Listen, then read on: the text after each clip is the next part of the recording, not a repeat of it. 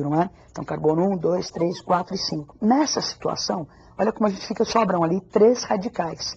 Então, essa situação seria a situação correta, porque a cadeia principal tem o maior número de átomos de carbono e você tem maior número de ramificações. Então, escolhemos a cadeia principal. Agora, na sequência, se você tem uma cadeia mista, onde você tem uma cadeia aromática ou cíclica e uma cadeia normal pendurada essa, normalmente a cadeia alicíclica ou ciclo, né, ou a aromática serão a cadeia principal, deixando como ramificação essas cadeias normais estariam penduradas nesse ciclo, né? Bom, então nós comentamos aí cadeias normais, como se dá o nome, cadeias, quando se há ramificações, você escolhe a cadeia principal. Agora, escolher a cadeia principal, vão sobrar esses radicais. Como é que é o nome desses radicais que sobram ali ao redor da cadeia principal? Dá uma olhadinha no quadro. Então, se um radical tem um átomo de carbono, o nome dos radicais pode terminar em il ou em ila, não é? Então, um carbono seria o radical metil, 2 carbonos, etil. Agora, com 3 carbonos, a gente tem 2 possibilidades, né? Esses 3 carbonos podem estar ligados à cadeia principal, como está aí no seu quadro, ao carbono primário, que seria o N-propil. Se você olhar então na próxima tela, você tem aí 3 carbonos também, só que esses 3 carbonos estariam ligados à cadeia principal pelo carbono secundário. Então seria sec-propil ou isopropil. Na próxima tela, mais alguns exemplos de radicais, não é? Com 6 carbonos, o anel aromático ligado a uma cadeia principal, nós teríamos então o fenil, e com 7 carbonos, o anel e esse carboninho, quando ligado à cadeia principal, seria o radical benzil. Vamos ver agora, agrupando tudo isso que foi dito, não é? Como proceder para dar um nome a uma cadeia ramificada, não é? Vamos lá para o quadro. Então, primeira coisa, você vai dar aquela paquerada na cadeia, não é? Vai localizar os radicais. Então, você escolheu a cadeia principal, localiza os radicais. A localização desses radicais deve ser informada pelo número do carbono da cadeia. Então, a cadeia vai ser numerada a partir daquela ordem de importância que nós já vimos. Primeiro, o grupo funcional, na extremidade mais próxima ao grupo funcional. Depois, a importância da insaturação. E o que é menos importante seriam os radicais. Então, vamos para os exemplos. Você olhou para a cadeia, né, deu aquela namorada na cadeia. Então, você identifica o grupo OH, que é um radical. Tem lá, escolher a cadeia principal. Então, eu escolho, começo a contar, eu tenho 6 carbonos. Vou dar importância para o grupo funcional, que é o OH. Então, começo a numerar da extremidade, da direita para a esquerda. Então, sobrou ali um radical. Na hora de dar o nome, primeiro vai aparecer o nome do radical, depois o nome da cadeia principal. Então, o nosso radical CH3, que é o metil, ele está no carbono 5. Então, 5-metil. Daí, ao 2, né, indica o quê? A posição do OH, que é o grupo funcional.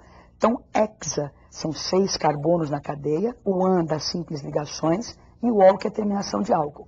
Então, 5-metil-2-hexanol. No próximo exemplo, se a cadeia apresentar 2 ou mais radicais, você deve usar o prefixo di, tri ou tetra para indicar a quantidade de radicais. Então, dá uma observada no exemplo. Então, você olhou para a cadeia, escolhe a cadeia principal, nesse caso aqui está na horizontal, com 5 átomos de carbono, sobraram 3 radicais iguais, 3 radicais com um carbono, que é o metil. Então, começo a numerar da extremidade da direita para a esquerda, para que a soma dos valores fique o menor possível, como já tínhamos dito. Então, nós temos, olha, no carbono 2, tem 2 radicais, então põe 2,2. Daí o outro radical está no carbono 4, então eu indico a posição do radical pelo número do carbono que ele está. Então, 2,2,4, como são 3 trimetil, daí pente, que são 5 carboninhos na cadeia principal, o AN das simples ligações e a terminação OL, porque é um alcano. No próximo exemplo, se a cadeia apresentar 2 ou mais radicais diferentes, eles devem ser indicados em ordem alfabética. Então, dá uma olhadinha no nosso exemplo. É uma cadeia monstruosa, enorme, não é? Então, escolhemos a cadeia principal, essa que está na horizontal, com o maior número de átomos de carbono. Começamos a numerar da esquerda para a direita, não é? Então, nós temos radicais com 2 carbonos, com 3 carbonos e com 1 carbono. Ordem alfabética. Então, nós temos etil, isopropil e metil. Então, começamos pelo etil. Então, no carbono 4, temos o radical etil, com 2 carboninhos ali. No carbono 5, o radical isopropil. E no carbono 3, olha, são 2 radicais, são 3,3 dimetilnonano. Então, esse é o nome dessa linda cadeia aí. Então, agora nós vamos para a primeira função orgânica do nosso curso, que são os hidrocarbonetos. São os componentes do petróleo, bem importantes, uma gama muito grande de compostos orgânicos que estão nesse grupo de hidrocarbonetos. Então, vamos ver as características de um hidrocarboneto. Dê uma olhadinha no quadro. Os hidrocarbonetos têm uma fórmula geral que é CH. Então, CXHY são compostos que só têm carbono e hidrogênio. Para dar nomenclatura, a gente já viu vários exemplos, inclusive, é o prefixo, o infixo e a terminação O. Nós vamos agora para uma sequência de telas aí, mostrando os vários hidrocarbonetos que eu posso ter e as suas características. Então vamos olhar lá para o quadro. Tem os alcanos ou parafinas porque são pouco reativos, não é? São cadeias abertas que só têm simples ligações. A fórmula geral é CmH2n mais 2. E o exemplo mais importante é o metano, não é? Que é o gás do lixo, o gás do pântano. Alcenos ou olefinas são compostos então, de cadeia aberta que apresentam uma dupla ligação com a fórmula geral CmH2n. Temos aí o exemplo do eteno, que é usado para amadurecimento de frutas, né, como combustível, é um gás. Na próxima tela, nós temos os alcadienos, não é? Que são compostos também de cadeia aberta, só que apresentam duas ligações duplas. A fórmula geral CmH2n-2, você tem um exemplo ali, olha, duas duplas ligações. Então é o metil 1,3, esse 1,3 indica a posição das duplas ligações. Butadieno, então bútil 4, o dien, duas duplas, a terminação O de alcanos. Na próxima tela, ainda falando de cadeias abertas, nós temos os alcinos, que são esses compostos, então, com uma tripla ligação, cuja fórmula geral é CnH2n-2. Temos o etino, que é também conhecido como acetileno, usado em maçaricos, né? Bastante importante esse gás. Na próxima tela, agora começam então os compostos, os hidrocarbonetos de cadeia fechada, cadeia cíclica.